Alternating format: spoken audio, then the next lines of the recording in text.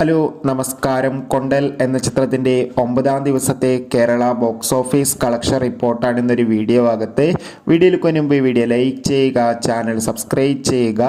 September മാസം ധാരാളം ചിത്രങ്ങൾ OTT റിലീസ് ചെയ്യുന്നു. ചാനൽ പരിശോധിച്ചാൽ നിങ്ങൾക്ക് കാണാൻ വേണ്ടി സാധിക്കുന്നതായിരിക്കും.